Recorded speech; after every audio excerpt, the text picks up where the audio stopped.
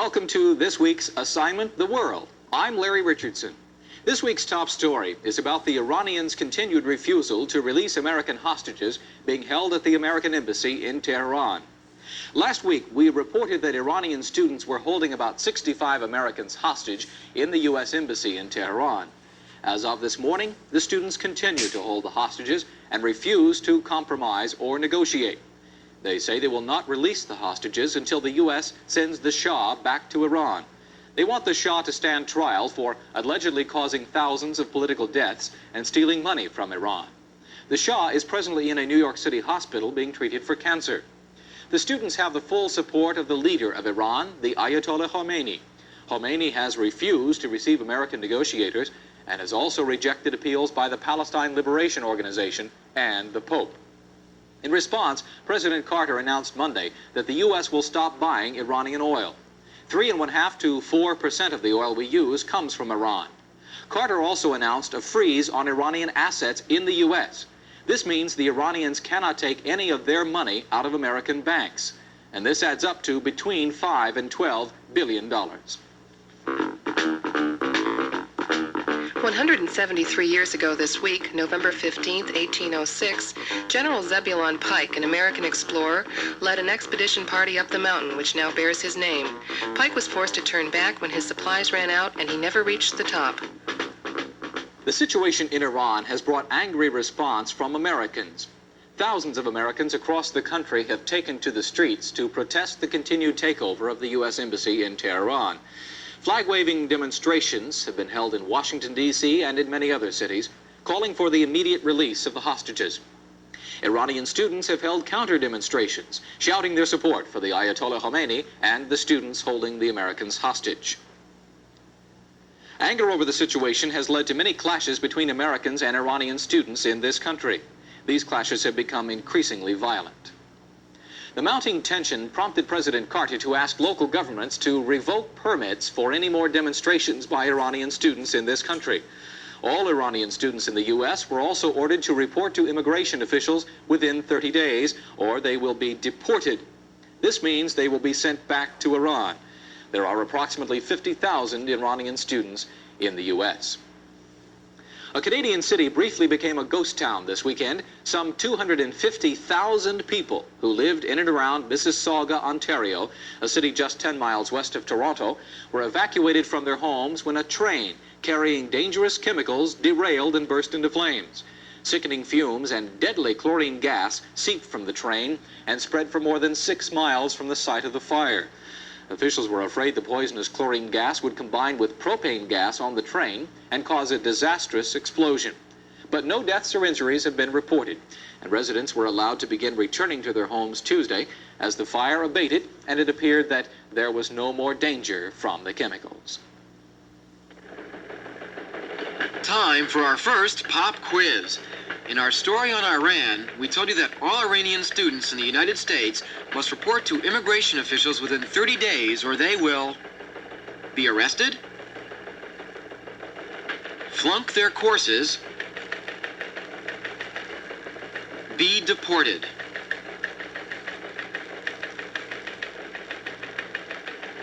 And the correct answer is number 3, be deported. Now it's time for the answers to last week's clues in the news. We'll see how you did. 11/11 is another way of saying the 11th day of the 11th month, November 11th.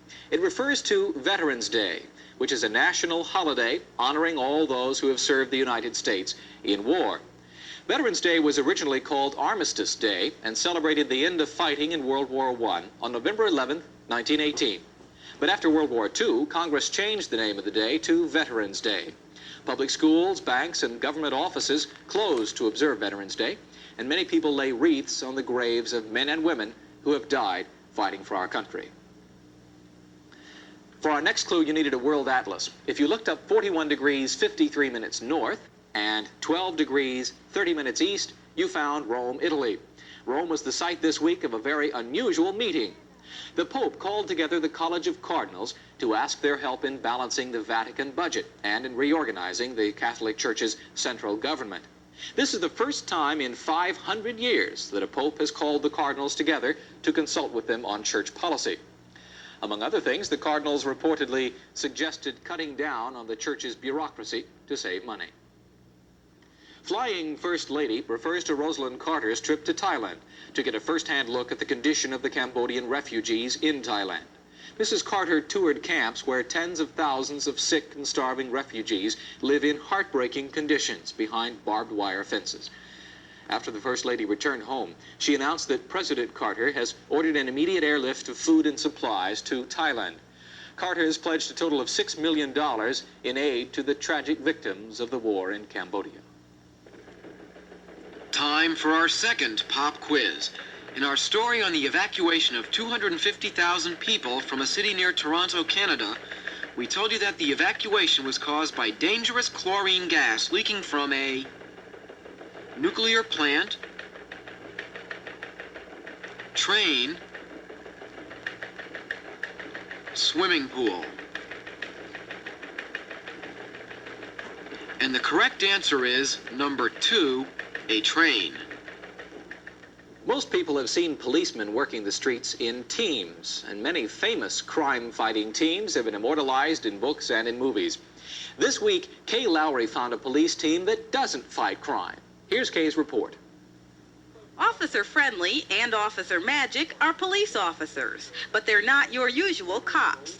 Instead of saving people's lives, arresting suspects, or helping people to cross the street, Officers Friendly and Magic spend time going around to schools and talking to kids. The main point they want to get across? Safety. Well, we try to hit on a few main topics every year. This year we've been stressing the traffic light safety, the red, the green, and the yellow, and we always try and touch on strangers. That's a very important topic that the schools and our office likes to have us cover. So we pick out a couple main themes every year. Every year it may be different, but it's always the same thing: traffic safety, a little something about strangers, and then maybe some other idea that somebody might want to throw in. Why would a police officer choose to spend his time teaching children about safety instead of being out on the street? I'm always very excited because they give you all the time to create things, and the chief is behind it very much. The chief was an Officer Friendly. They constantly support whatever you want to do. They give us all kinds of flexibility. The Officer Friendly project is very successful.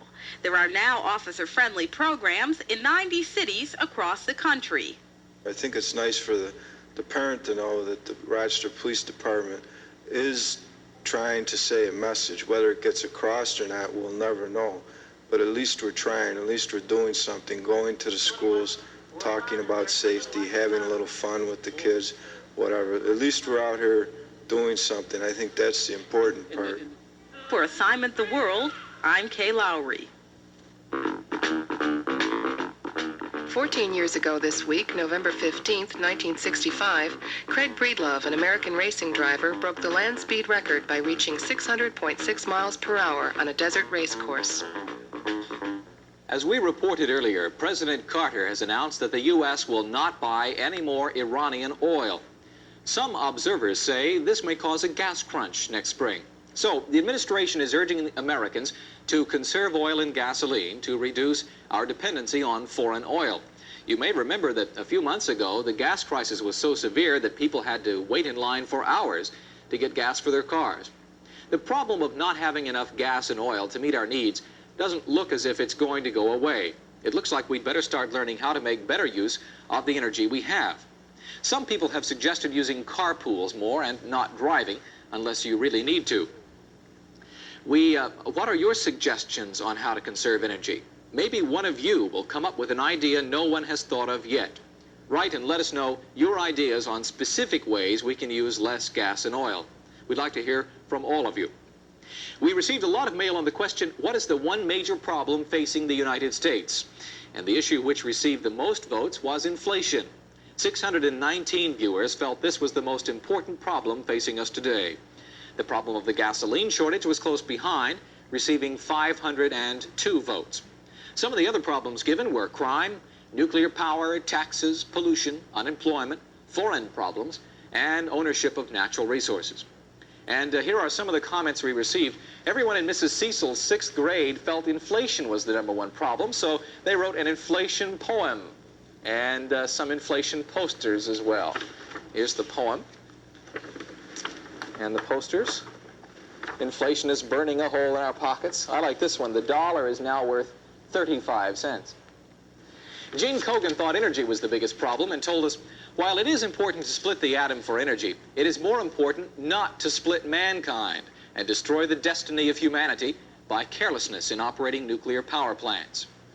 Michael Jordan told us there was no single major problem, they were all major problems.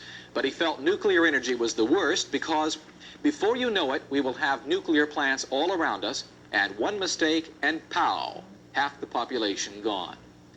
Christy Thomas was one of 2 viewers who felt child abuse was the biggest problem. She said, children should be treated kindly or they will grow to be like their abusing parents. Parents should go out of the house for a while if they find themselves abusing their children. There's no reason for child abuse. We thank you for all of your comments. In 2 weeks, we'll share with you the results of our poll on children's television. Tell us if there are too few or too many programs for kids on TV. We encourage you to get your letters in the mail early so we can use them on our show. And our question for the show 3 weeks from today is on energy conservation. What do you think? How do you think we could save energy? Send your comments to Assignment The World, Post Office Box 21, Rochester, New York, 14601. That's Assignment The World, Post Office Box 21, Rochester, New York, 14601. And now, while you have your pens and pencils out, here are the clues for our next show. Kuryet Sefat. That's Kuryet Sefat. And it's, of course, one of our infamous scrambled letter clues. And our next clue for the next show, After Meanie. After Meanie. And finally, for our next show, Elections 80. Elections 80. Remember, these are clues for events which we think will happen before our next program. Good luck. Time for our last pop quiz. In our story on Veterans Day, we told you that the holiday was originally called Armistice Day and celebrated the end of fighting in World War I, World War II, Star Wars. And the correct answer is number 1, World War I.